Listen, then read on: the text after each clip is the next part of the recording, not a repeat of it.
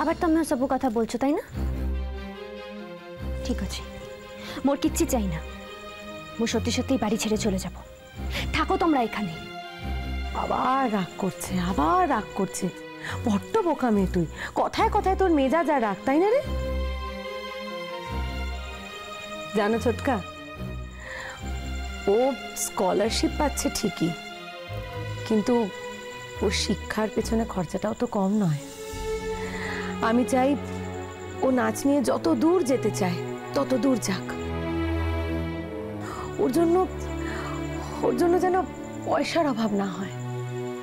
সে তোর বাবাই আছে, ওকে দেওয়ার জন্য বসে রয়েছে, কিন্তু ও যা ঢেটা নেবে না।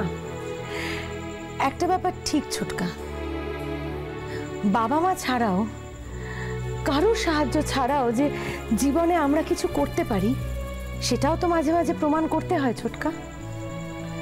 আর এই প্রমাণের সুযোগ কিন্তু জীবনে বারবার আসে না। ও যা করছে ও ঠিক করছে। তোমরা আজ যাই বলো আমি মেনে নেব, কিন্তু চলে যাওয়ার কথা বলো না। আমি এখন আর এসব মানতে পারবো না।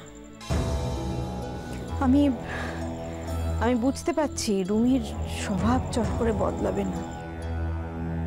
আসলে ও ভাবছে যে ওর বাবা মা বোধহয় ওকে বিয়ে থা না দিয়ে ওকে ওই সংসারের হাল ধরার জন্য খুব জোরাজুরি করবে, ওর ঘাড়ের ওপরই সব চাপিয়ে দেবে। কিন্তু আমি যে সেটা চাই না ছোট ঠাকুরপো। আমি মায়ের দায়িত্বই পালন করতে চাই। আমি ওর বিয়ে দিয়ে দিতে চাই। ছোট ঠাকুরপো, তুমি ভাই একটা ওই কাগজে বিজ্ঞাপন কিছুটা দিয়ে দাও তো, ওর তাড়াতাড়ি একটা ভালো ছেলে দেখে শুনে বিয়েটিয়ে দিয়ে দিই। দেখো, আমার মা হিসেবে দায়িত্ব তো মেয়ের বিয়ে দেওয়া, আমি সেই দায়িত্বই পালন করতে চাই। ওকে বিয়ে দিয়ে দিই। ওকে আর এই আমাদের সংসারের মধ্যে রাখবো না। মানে আমি চাই না যে আমাদের সংসারের কোনো ব্যাপারে ও মাথা ঘামা। দেখো, মিমিও তো সংসার করছে তো নিজের মতো করে, ওকেও তাই করতে হবে। বড় বৌদি, সম্বন্ধ করে বিয়ে দেওয়ার সুযোগ কি আছে সে ব্যাপারে কিছু জেনেছো? তার মানে কলকাতার বাইরে এতদিন ধরে পড়াশুনো করেছে, পাক না গজায়নি বা সেটা যে বাড়েনি তার কে খবর রাখে। সুতরাং সম্বন্ধ করে বিয়ে দিতে হবে নাকি তার পছন্দ করা কেউ আছে কিনা সেটা তো আগে জেনে নিতে হবে তার কাছ থেকে। ছোট ঠাকুরপো, হ্যাঁ, এটা তুমি ঠিক বলেছো। কই এই কথাটা তোমার মাথায় আসেনি? নিশ্চয়ই তাই হয়েছে। জানো, ওই কোনো বাজে সঙ্গে টঙ্গে পড়েছে।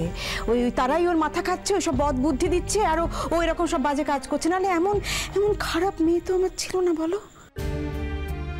হ্যাঁ, চোখের সামনে মেয়েটা নষ্ট হয়ে গেল না।